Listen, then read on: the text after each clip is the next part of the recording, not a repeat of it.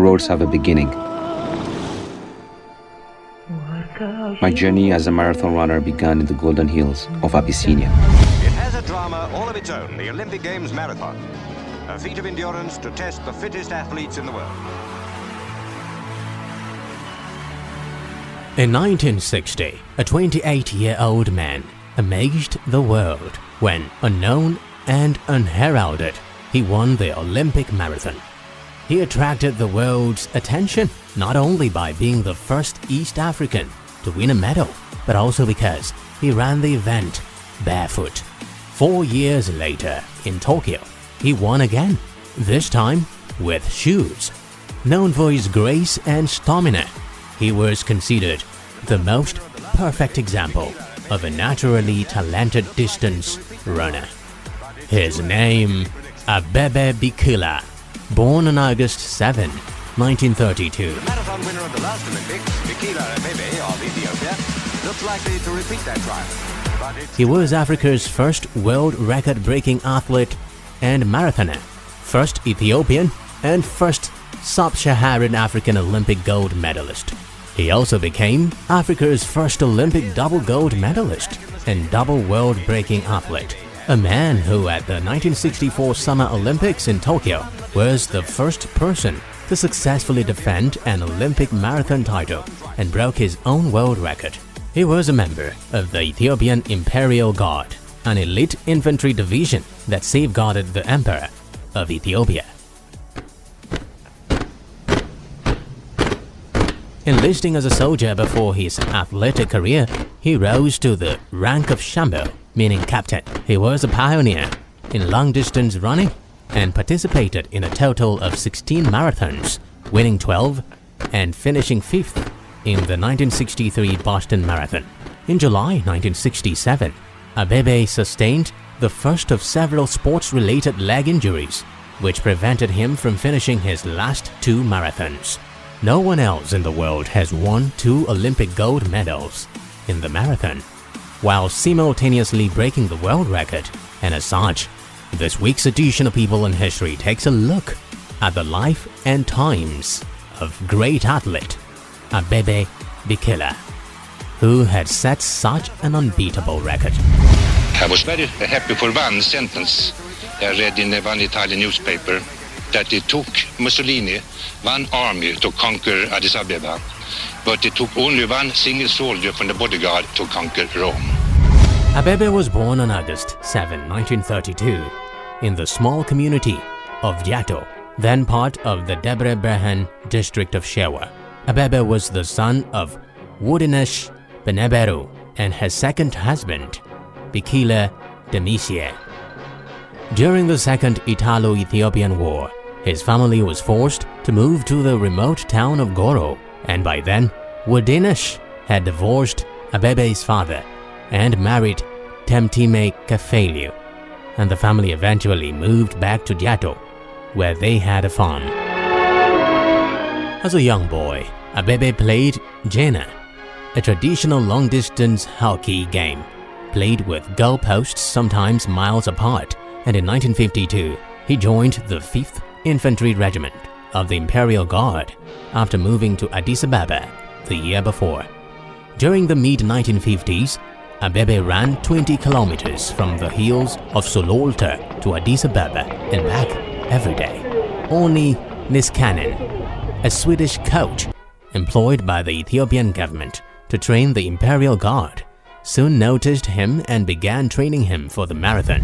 I was working with the Athletic Federation, and it was at the military championships in athletics that I first recognized him, and that was in 1959. We had a training camp in Debrecen, and Abebe did a very good time, and I was sure that he was going to win in Rome.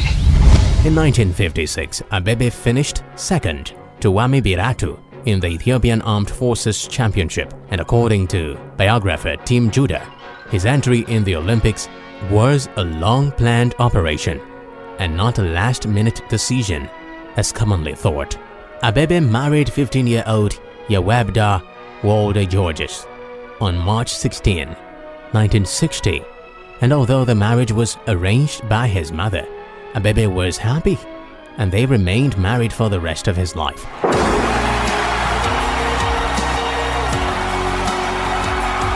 In July 1960, Abebe won his first marathon in Addis Ababa. A month later, he won again in Addis Ababa with a time of 2 hours, 21 minutes, 23 seconds, which would have broken the Olympic record held by Emil Zatopek. Niskanen entered Abebe and Abebe Bikila in the marathon at the 1960 Rome Olympics, which held in September 10. Rome, once a powerful empire spanning from the west of Europe to Syria and Palestine, was now just a single city rich in food, music and art.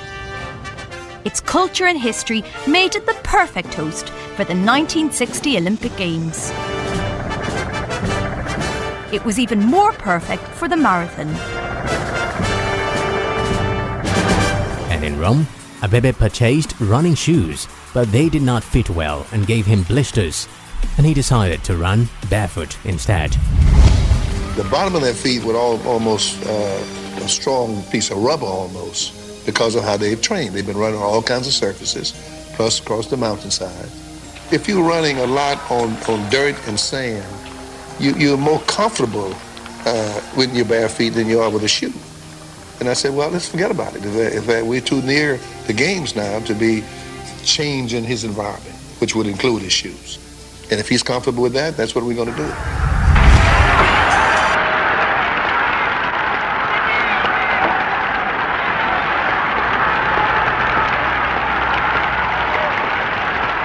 The late afternoon race started at the foot of the Capitoline Hill staircase and finished at the Arch of Constantine, just outside the Colosseum. The course twice passed Piazza di Porta Capena, where the obelisk of Azam was then located. When the runners passed the obelisk, the first time Abebe was at the rear of the lead pack, which included Arthur Cayley, Radi Ben Abdesalam, Betty Messet, and Aurelie Vandenderich. Between 5 kilometers and 20 kilometers, the lead changed hands several times.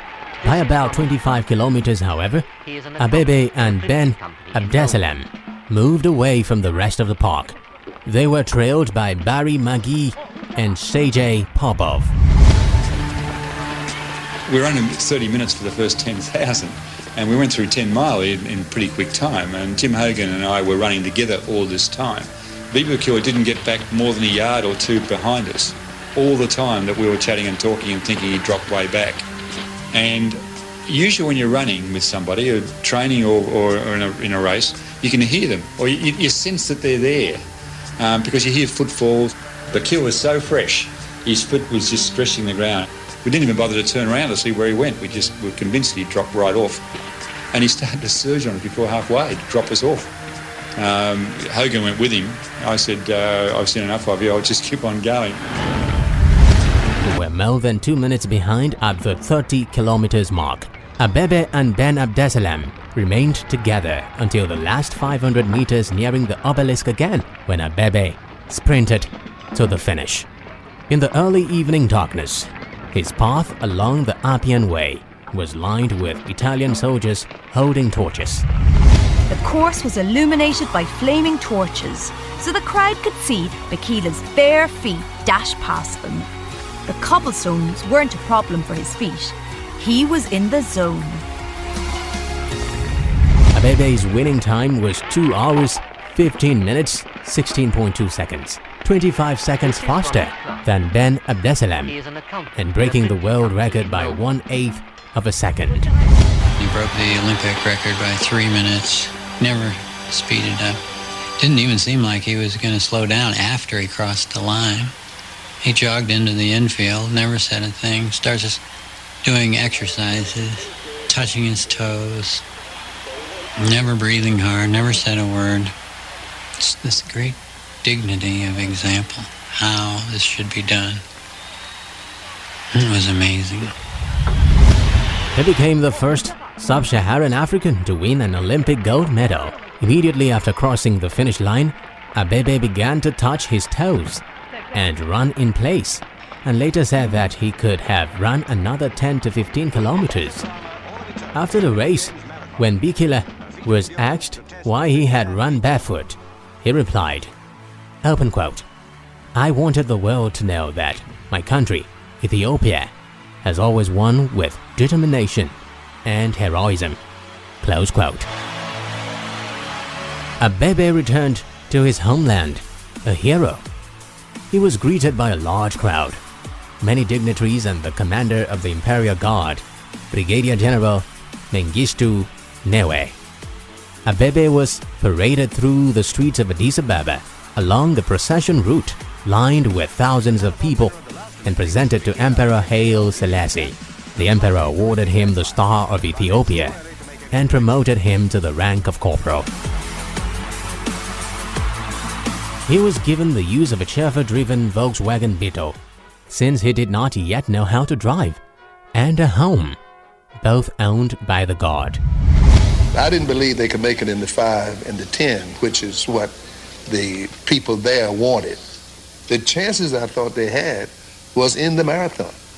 We had to go to Selassie, and Selassie was the one that said, if you brought these specialists here, you should listen to them. And so if the marathon is their best chances, we want them to make their best showing, then that's what we enter. On December 13, 1960, while Haile Selassie was on a state visit to Brazil, Imperial Guard forces led by Mengistu began an unsuccessful coup and briefly proclaimed Selassie's eldest son, Asfo Tafari, emperor. Fighting took place in the heart of Addis Ababa. Shells detonated in the Jubilee Palace, and many of those closest to the emperor were killed. Although Abebe was not directly involved, he was briefly arrested and questioned.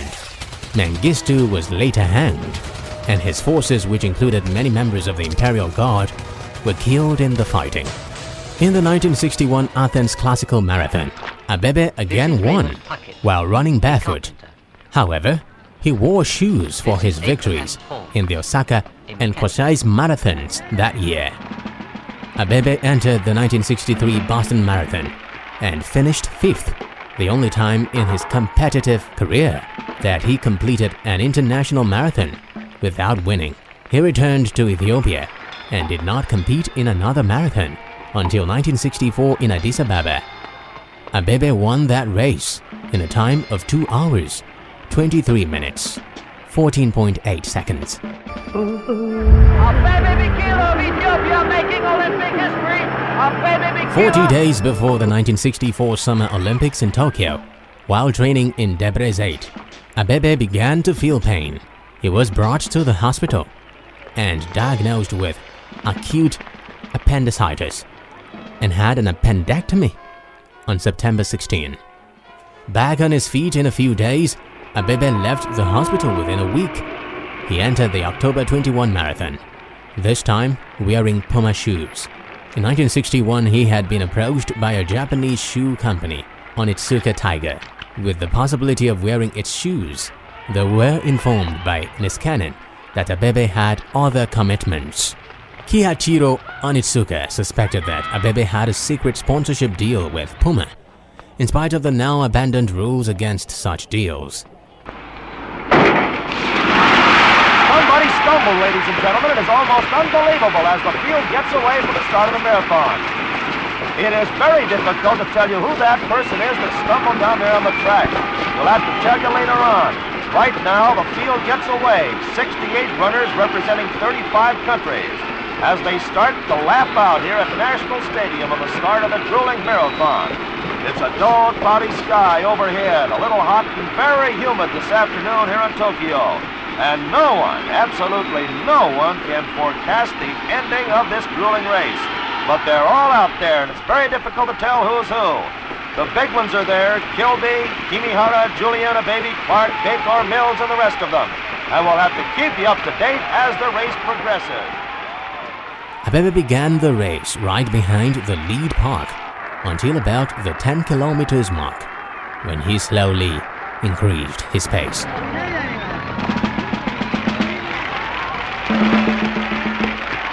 At 15 kilometers, his only company was Ron Clark of Australia in the lead, followed by Jim Hogan of Ireland and Abebe in third. Shortly before 20 kilometers, Abebe took the lead. At the turn, ladies and gentlemen, it's Abebe Bikila of Ethiopia leading Hogan of Ireland.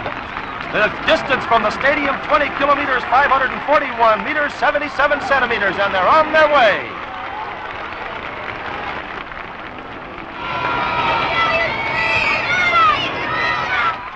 The second group to make the turn, among them Demish of Ethiopia and Ron Clark. Only Hogan was in contention as Clark began to slow. By 35 kilometers, Abebe was almost 2.5 minutes in front of Hogan, and Kokichi Tsuburaya of Japan was 17 seconds behind Hogan in third place. Hogan soon dropped out exhausted, leaving only Tsuburaya 3 minutes behind Abebe by the 40 kilometers mark. Kokichi Tsuburaya of Japan is running second with 4 kilometers to go in this marathon race. Tsuburaya of Japan running second. Right behind him is Suto of Hungary, then Heatley from England, and Gilby. Abebe entered the Olympic Stadium alone, to the cheers of 75,000 spectators. The crowd had been listening on the radio and anticipated his triumphant entrance.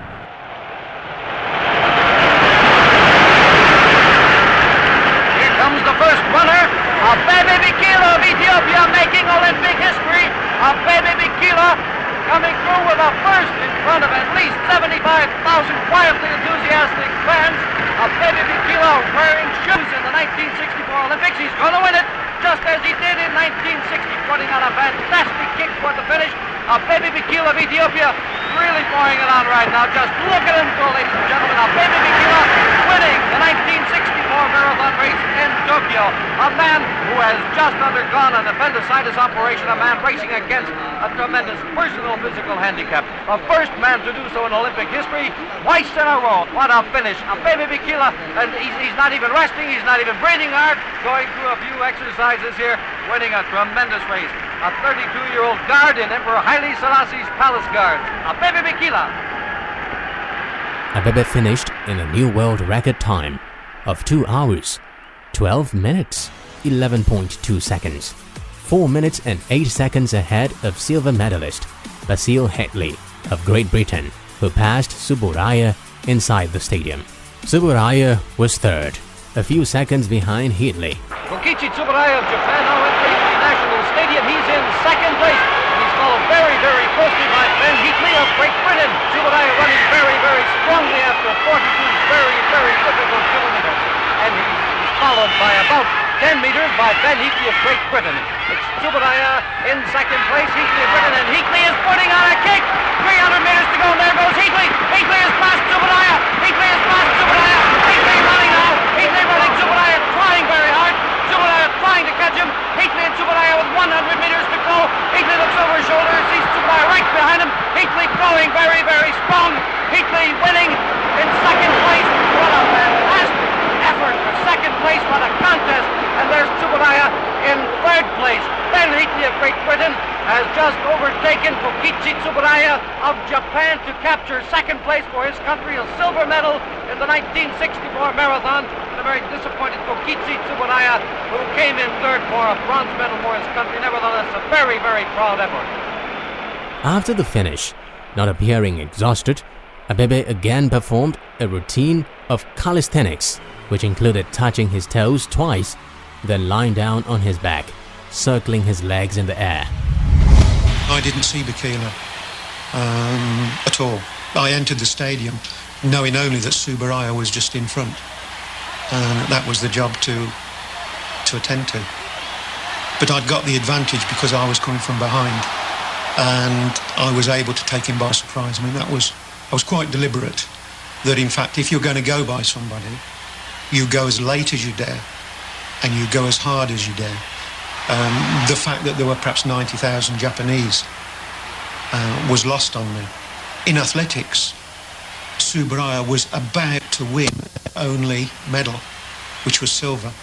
And before their very eyes, I was turning it to bronze. I realised I hadn't won when there was no tape. That's when I realised, because he was so far away, that, I didn't know. Bikila that day, quite honestly, was in a class of his own in those conditions. and he won the A race and I won the B race. He was the first athlete in history to successfully defend the Olympic marathon title. As of the 2016 Olympic marathon, Abebe and Waldemar Kiepiński were the only athletes to win 2 gold medals in the event. For the second time, Abebe received Ethiopia's only gold medal and again returned home to a hero's welcome. The emperor promoted him to the commissioned officer rank of lieutenant, and Abebe received the Order of Menelik II, a Volkswagen Beetle, and a house.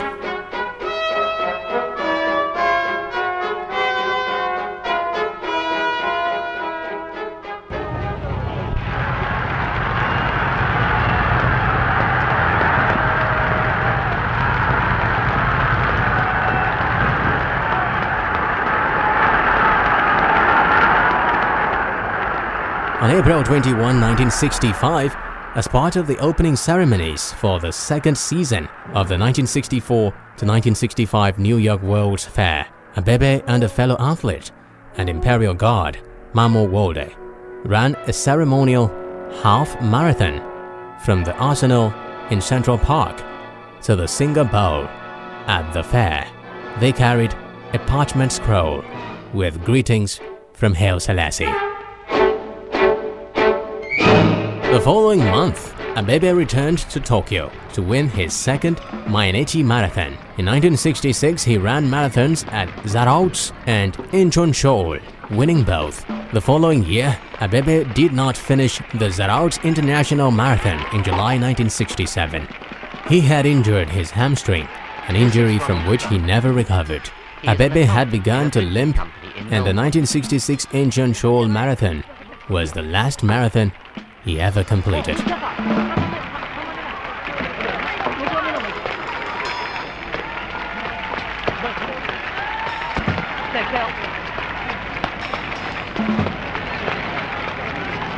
In July 1968, he traveled to Germany for treatment of circulatory ailments in his legs.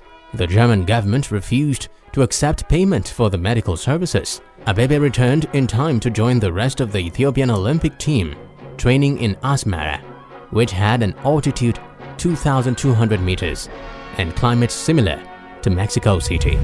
There was a big practice field, kind of a quadrangle in the Olympic Village, and that's where we got to size up lots of our competition. And you naturally watched Abebe. He had that very graceful, rather short-looking stride, but fluid, very fluid in his movements. And of course, they would go round and round this quadrangle, and we didn't like to count laps because we didn't want to see anybody going farther than we were going every day. In Mexico, when I found myself up front with 3 or 4 of us sharing the lead after 10K, found myself right next to him, and I remember thinking, I'm next to Bikila. I'm next to the master. So the early miles of Mexico City was, for me, looking back, this wonderful, wonderful, thrilling privilege of doing what I love to do with someone who taught me a great deal about it. The course, the line went around several corners. The crowd was excited. They crowded in on the corner, so the actual line on the street went into people's feet, and you had to steer your way around. And for some reason, he thought that I was going to steer him into those people. And he elbowed me and pushed me out. And I remember I would never do that. I couldn't believe that he would think that I would run him into the people. And that was the only thing I ever said to Abebe Bikila was, hey man, I would never do that. Don't worry. Seeking a third consecutive gold medal, Abebe entered the October 20 Olympic Marathon with Mamo Wolde and Gebru Merawi. Symbolically, he was issued bib number 1 for the race. A week before the race, Abebe developed pain in his left leg. Doctors discovered a fracture in his fibula, and he was advised to stay off his feet until the day of the race. Abebe had to drop out of the race after approximately 16 kilometers, and it was his last marathon appearance. Nonetheless, he was promoted to the rank of captain upon his return to Ethiopia. On the night of March 22, 1969, Abebe lost control of his Volkswagen Beetle. It overturned, trapping him inside.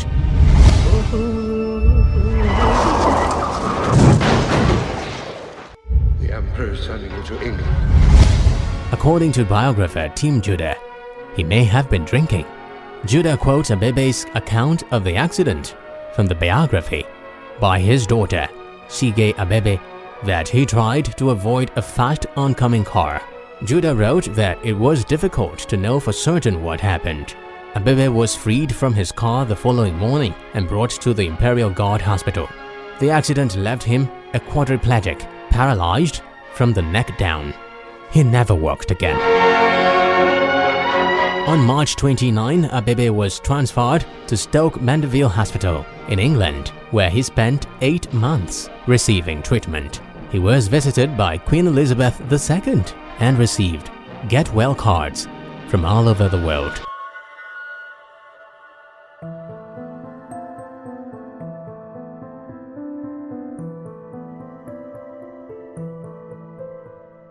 Although Abebe could not move his head at first, his condition eventually improved to paraplegia, regaining the use of his arms. In 1970, Abebe began training for wheelchair athlete archery competitions. In July, he competed in archery and table tennis at the Stoke Mandeville Wheelchair Games in London.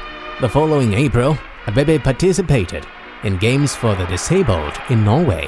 Although he had been invited as a guest, he competed in archery and table tennis and defeated a field of 16 in cross-country sled dog racing with a time of 1 hour 16 minutes 17 seconds. Abebe was invited to the 1972 Summer Olympics in Munich as a special guest and received a standing ovation during the opening ceremony. His countryman Mamo Wolde did not match his back-to-back Olympic marathon victories, finishing third behind Frank Shorter of the United States and Karel Lismont of Belgium. On October 25, 1973, Abebe died in Addis Ababa at the age of 41.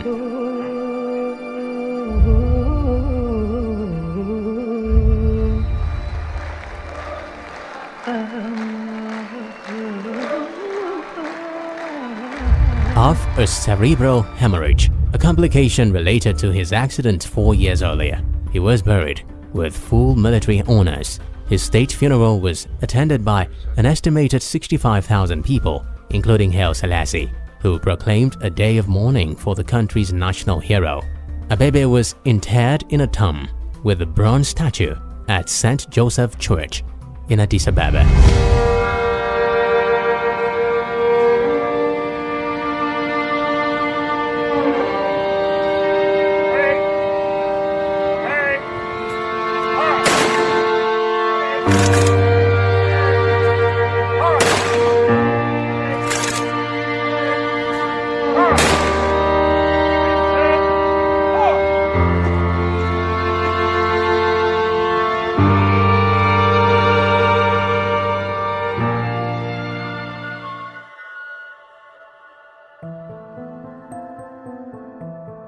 On the legacies of Abebe Bikila, Abebe began and largely inspired East African preeminence in long-distance running.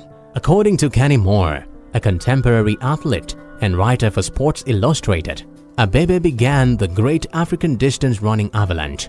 Abebe brought to the forefront the now accepted relationship between endurance and high-altitude training. The first issue of Track and Field News I ever saw was the Rome Olympic issue when I was a sophomore in high school.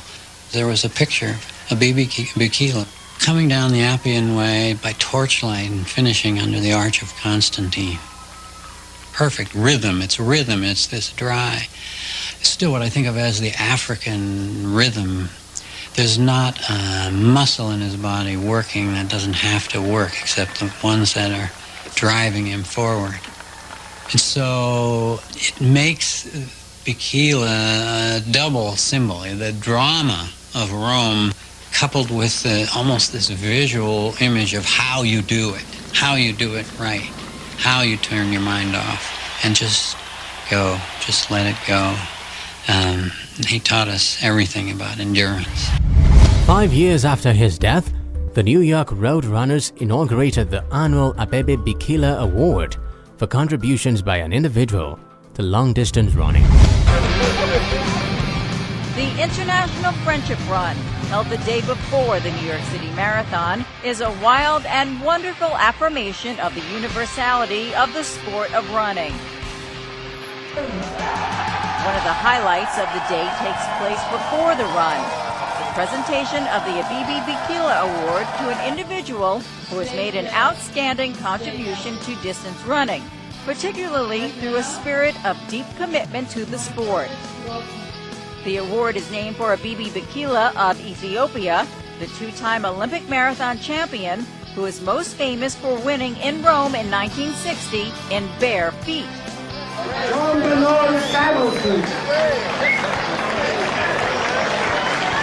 Among the recipients of the award, Olympic marathon champions Joan Benoit Samuelson,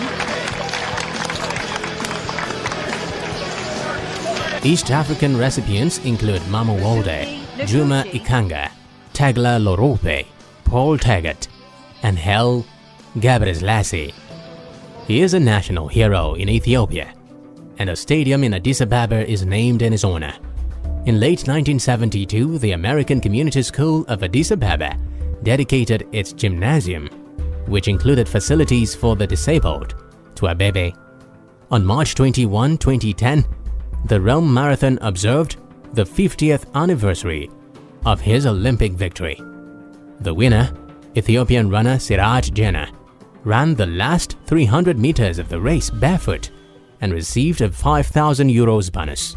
A plaque commemorating the anniversary is mounted on a wall on the Via di San Gredino, and a footbridge in La Dispole was named in Abebe's honor.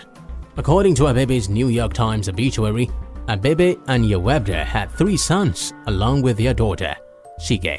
Abebe's victory at the 1964 Olympics was featured in the 1965 documentary Tokyo Olympiad. Footage from that film was recircled in the 1976 thriller Marathon Man. ¿Vas mal de tiempo?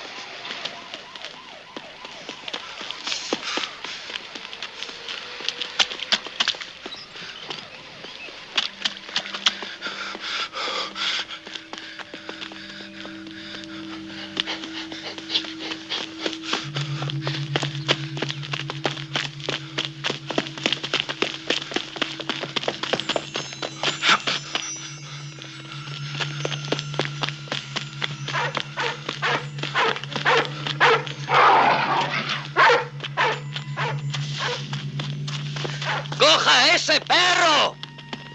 ¡Eh!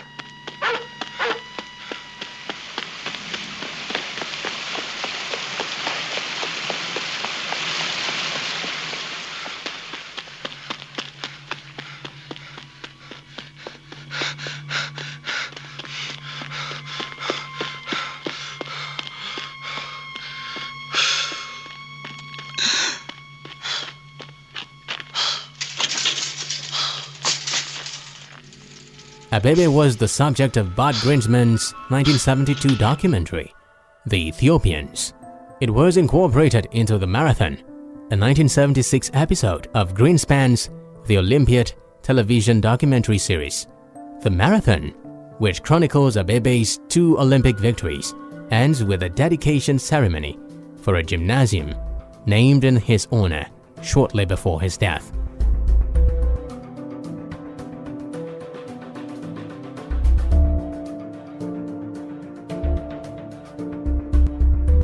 Triumph and Tragedy is a biography written by his daughter, Shige Abebe, which was published in Addis Ababa in 1996. Paul Rambali's Barefoot Runner is a 2007 biographical novel based on Abebe's life. Bikila, Ethiopia's Barefoot Olympian by Team Judah, was published in 2009. According to the journalist Tim Lewis's comparative review of the books, Judah's is a more journalistic, less forgiving biography of Abebe. It refutes the mythical aspects of his life, but recognizes Abebe's athletic accomplishments.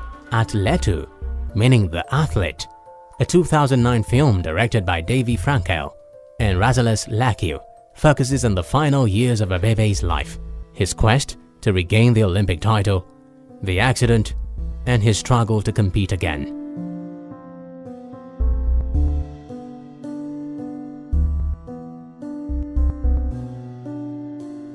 Robin Williams referred to Abebe's barefoot running during his 2009 stand-up comedy tour, Weapons of Self-Destruction. Open quote. Abebe won the Rome Olympics running barefoot. He was then sponsored by Adidas. He ran the next Olympics. He carried the shoes. Close quote. Of course, Abebe did not actually carry his shoes, but wore them. He was not sponsored by Adidas, but was perhaps secretly sponsored by Puma. Abebe Bikila is a legendary Ethiopian marathoner, best known for winning the 1960 Olympic marathon, with a record time of 2 hours, 15 minutes, 16.2 seconds, barefoot. I was working for CBS then, and here in the marathon is this barefoot guy. I mean, I'll never forget, we were all barefoot. How in the world can you run a marathon on cobblestones barefoot? And all the splendor of Rome. Here's the Baths of Caracalla, here's the Appian Way, here's the Arc of Constantine. It's so dramatic because the Italian army had taken the symbol of Ethiopia, and it was there, and in the light you could see it. The Arc of Constantine, the triumph, all. I started crying. To me, it was one of the most dramatic moments I've ever seen in the Olympics. After this historic run, and despite a recent appendicitis in 1964, Bikila went on to become the first Olympian marathoner to win 2 consecutive gold medals in the marathon. Bikila won by a margin of more than 4 minutes and set a world record of 2 hours, 12 minutes, 11.2 seconds. I remember extremely humid conditions. We had something like 90% humidity that day. A lot of runners had gone off far too fast for the conditions, and they paid the penalty in the second half of the race. And we passed a lot of well-known runners either staggering by the roadside or dropped out or whatever. And in fact, I think only about 2 miles from the finish, I was still in 4th place. We had 2 runners, Tsuburaya of Japan and, as I now know, Suto of Hungary, some way in front. And they may or may not have been the leaders.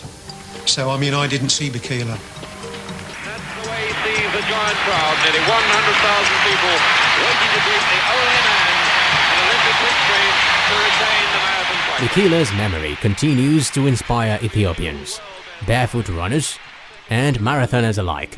In 1978, the New York Road Runners instated an award in his name. Every year, the Abebe Bikila Award is awarded for a contribution to long-distance running. And marathon world record holder, Paula Radcliffe. The Abebe Bikila Award, a New York Road Runners great moment.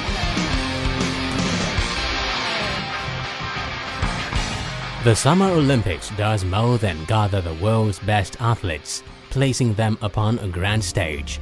It is also a collection of individual feats and heroics that often propels a nation and the winning athletes into the annals of history. One such hero was Ethiopia's Abebe, who won the 1960 Rome Summer Olympics marathon event, barefoot. The marathon in '64 was a master at the top of his form, just being disdainful of all the mortals and showing the mortals through example. The way Plato said, true teaching is only achieved just by example. Bikila never said a word. He set the pace and disdainfully held to that pace. One by one, Bikila picked them off and kept his pace. This week's edition of People in History salutes a man who, with an amazing grace, changed the Olympic marathon, leaving colorful footsteps forever. First he ran barefooted, then in shoes. Abebe Bikila. You could not help but be moved by the imagery of Bikila, and in a way that was striking to an American high school kid or college sophomore, just never having any experience of what life is like in East Africa. I now know he's very typical of the kind of young man who grows up in a pastoral setting in the Ethiopian highlands all along the Rift Valley. All the tribes up there move in that amazingly efficient way. They all seem like they can run 50 miles and fight a battle and steal a herd of cows and drive them back up into the mountains and do it all on a handful of millet and a sip of cow's blood. This week's edition of People in History was scripted and sourced by Jane Orr and terrifically produced by Joseph Manasseh. Among useful sites include biography.com, famouspeople.com, and factmonsters.com, among others. My name is Xavier Robert. Running and winning are two different things. You can have a great runner, but without the man inside, you won't have a winner.